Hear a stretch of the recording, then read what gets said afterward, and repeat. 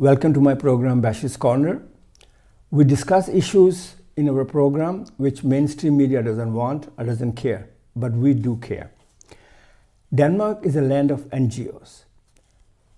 From landowners organization to refugees welcome, we have almost 500,000 NGOs.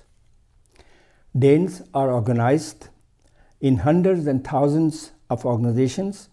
Some are humanitarian, others work with different issues.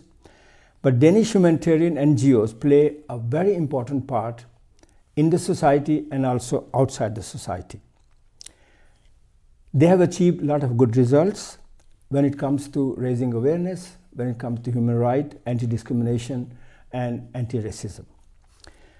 Today, I have invited a very special guest who is not only the chairperson of a very important anti-racist NGO, but a partner in struggle. Welcome to my program, Yetim. It's a pleasure. After a long time, we got together here. Before we discuss SOS, because that is this big organization you are leading, I would like to ask you, how did you get interested in anti-racist work? But I think I've always been. I used to be a politician. I sat on Randers Town Council. Okay, in Jutland. Yes. Okay.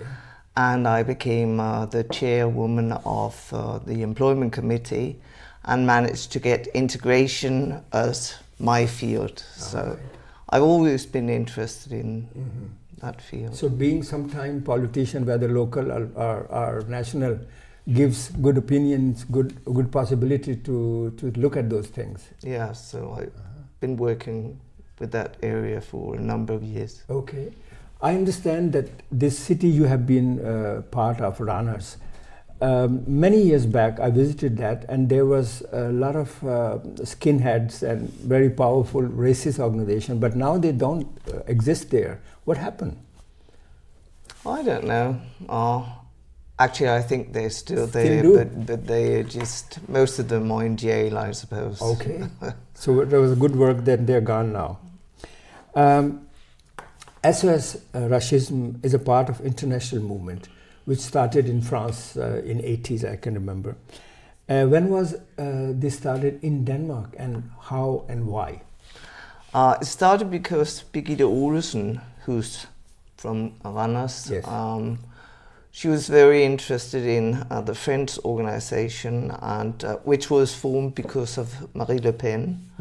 And then she decided to start one herself. And I think you were one of those involved in the start of SOS, racism, as it was called at the time. Yeah. They came and had a meeting with all NGOs, you know. No, it was wonderful because organization has a good name and it is working in different countries. So from that perspective, it's wonderful.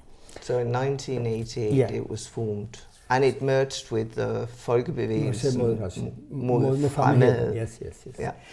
Now, those people, most people in Denmark know about your organization, but those who don't know, could you tell them what kind of activities your organization does?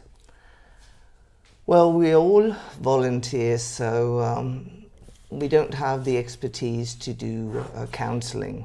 Legal counselling. So what we do is mainly information work, debates, hearings, political hearings. We try to write replies to the hearings. Laws?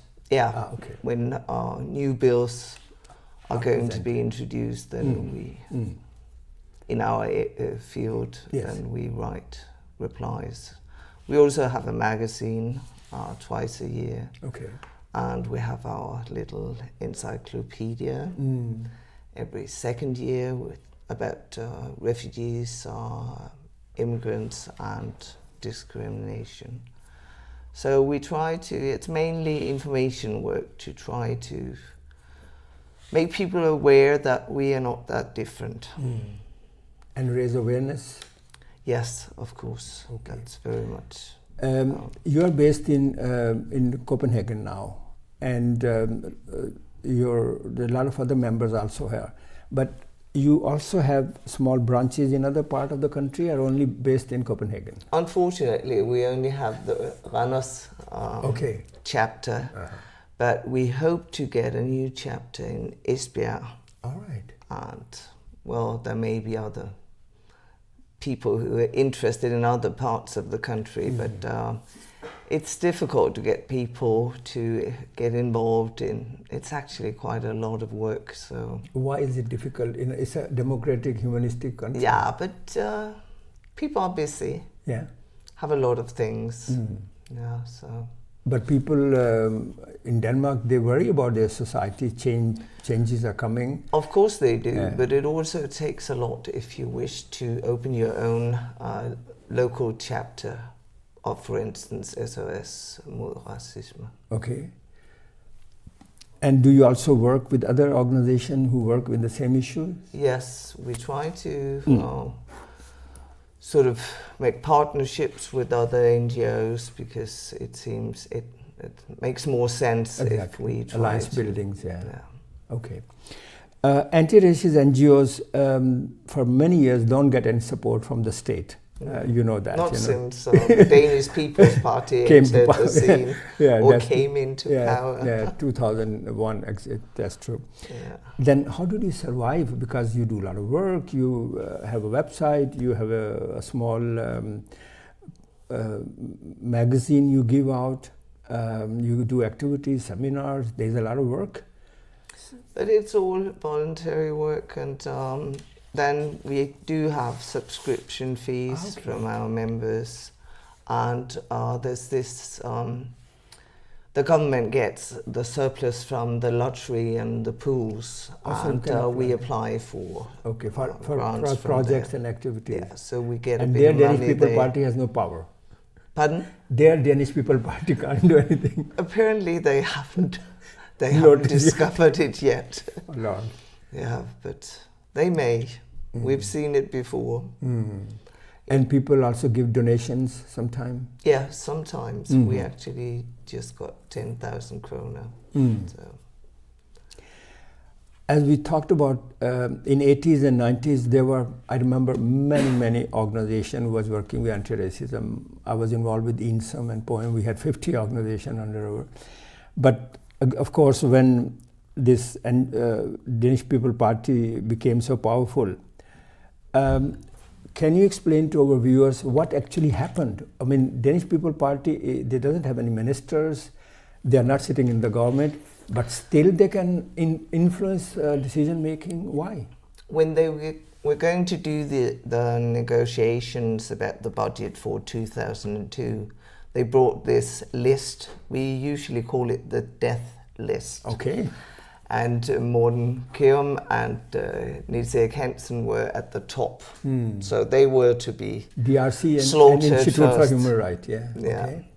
So, and then they had a lot of organizations that they would like to have closed. So. They also closed namely forretningsligstilling, yeah. And then when we had the crisis about the Mohammed cartoons, the Prime Minister, Fogh Rasmussen, wanted to, just like Nyrup Rasmussen did in his time after the 11th of September, he would call in all the NGOs and they would, well, there would be a lot of them, and Anders Fogh wanted to do the same, but they'd all disappeared because they'd got the funding, so there were no NGOs to sort of talk to on the crisis then. So there was nobody to give them any advice? No. It's very strange because normally when it comes to good politicians, you know, they like to keep an ear with the public and say what is happening in the society. But coming back to SOS Racism and the work you do, you talked about the activities, but I want to know a little bit more the tools you use, because information giving is a very big work.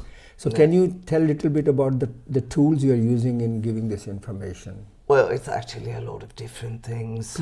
If there are international organizations like the UN, they've been making reports, and we also try to make recommendations for various committees, international committees, when they're going to do reviews in Denmark. So it would be a lot of different things, but personally I like our debate functions very much. And I've also been working together with your own NGO, and there have been a lot of people, and I think it's quite interesting discussions that we have. So it's a lot of different things, whatever we can think of, and of course demonstrations. Yeah. Many politicians doesn't like when Denmark is criticized by United Nations or criticized by other Council of Europe, and their reaction is always very negative. But it was not like that before. This situation we have, that even internationally recognized, respected organization can't have any influence on Danish public, or Danish, politician. Do you think we can change that? That maybe the Danish politician would start listening to United Nations, Council of Europe, SOS, and EU also? I think the EU they do listen to because they have to. Yeah. But the UN, no, they don't care. They've started ignoring completely if the UN committees criticize Denmark for anything. They just ignore it, and they are not changing their policy. So that's a new policy there. Sort of. Looking at the present situation in Denmark, and there is a lot of hate speech, as you know. There is a lot of also Islamophobia, anti-Semitism in the society. From your perspective, what are the reasons why this is developing in such a fast rate? I think it's actually quite serious what's happening at the moment, because we've got politicians in the Folketing who wish to sort of get the swing voters' attention, and they do so by being very tough on immigration and refugees, etc. But the way they speak about refugees and immigrants is actually, I think it's dangerous, because it changes people's way of looking at things. Today you can say things that you would never have been able to say 15 years ago. Yeah. So things are changing, and the way politicians are talking about it are, as they call them, the non-Western citizens. That's actually quite serious, I think. And also this terminology is used like people like me are described people from non-Western cultural background. It's just a new way of saying people of color. Yeah. You can't say people of color because that sounds like racism. Then you can say people of non-Western background. So in your opinion, it's a matter of color and religion? Well, it coincides. Yes. You've got people, if you take the Western countries, they're the ones that are traditionally inhabited by white people. White Christian. Yeah. I remember in 1996 I wrote a small book for schools called I Am Not a Racist But. Yeah. But today I see I'm a racist, then what? It's just strange, this change has come, because I remember in 80s, 90s, no Dane would accept to be called racist. But today on the social media, it's very common. People are saying, I'm a Dane, if I'm a racist, then what, I hardly ever use the word racist, because I think it's a very strong word. It is. But I use racism because it doesn't take a racist to have racism. If you take, for instance, people who cannot be employed because employers would say, oh no, my employees wouldn't like, or my customers. He himself is not racist, but what he does creates racism. Yes. Yeah. So he has a big responsibility. Yes, but then he's thinking about, well, he has a company that he has to run, so that would be his excuse that he needs to make money. That's true.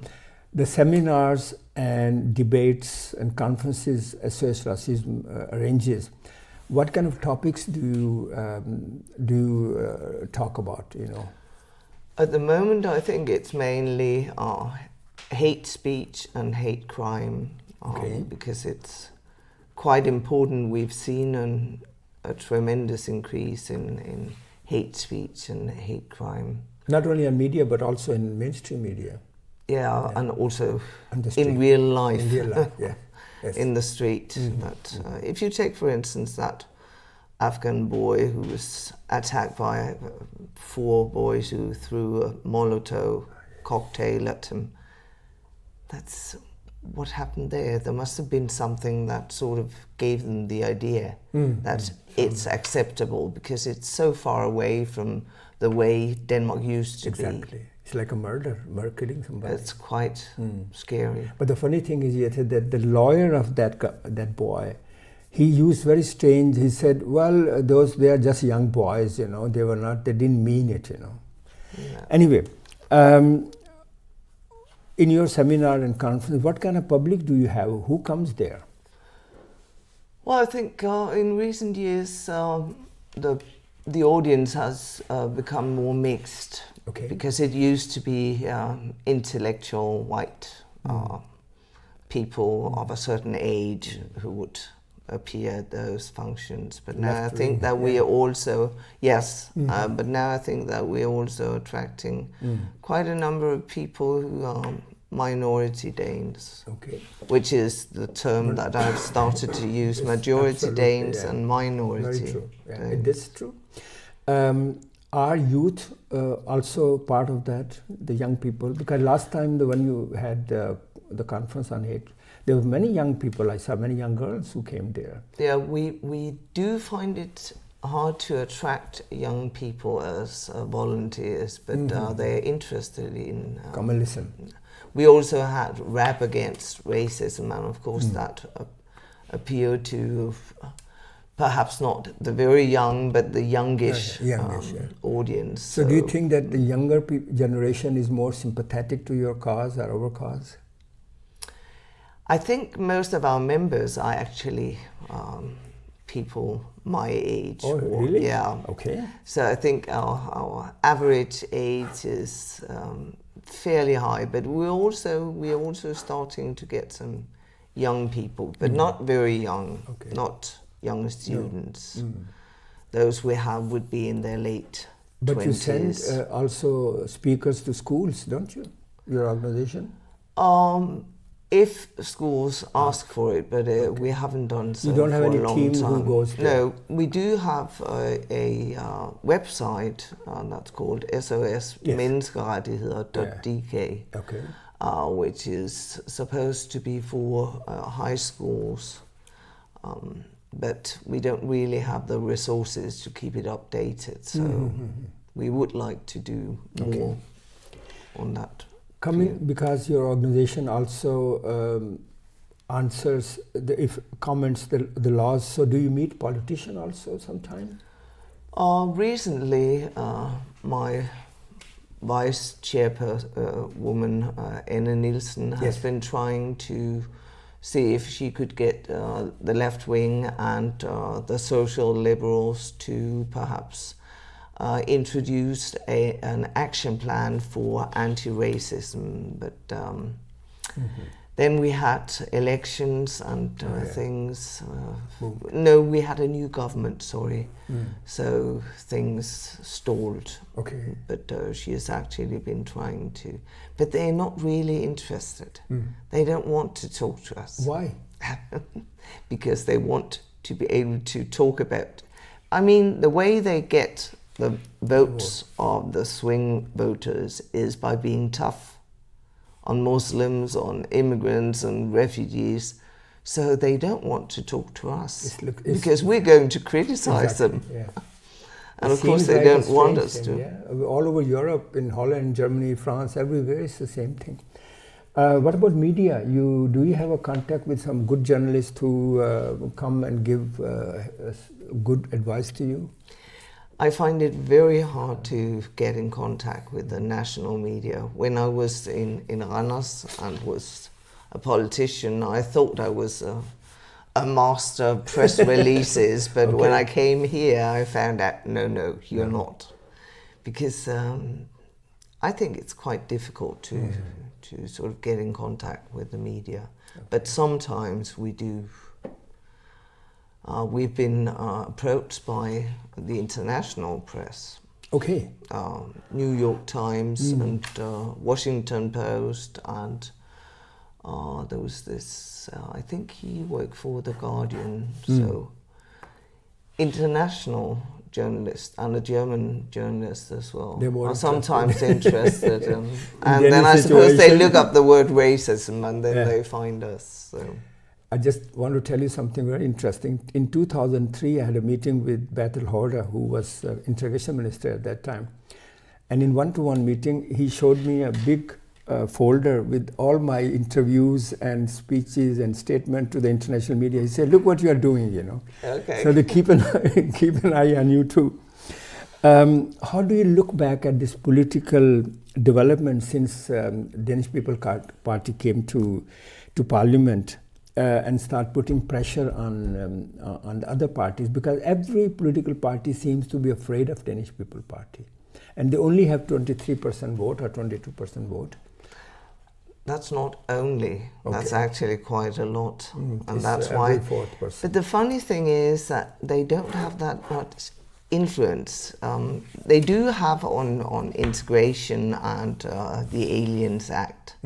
But if you look at our welfare state, it's quietly eroding.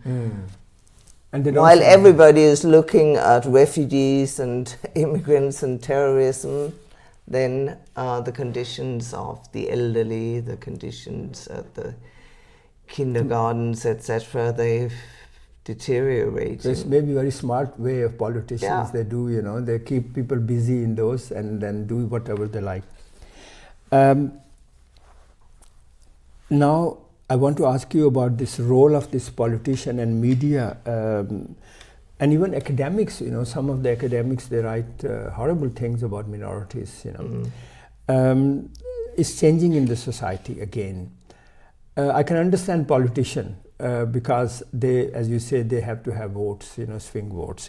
But how come academics, people who should use analysis, how come they are after minorities too? I've no idea. I don't know. I'm actually more interested in the role of the media because I think they're letting down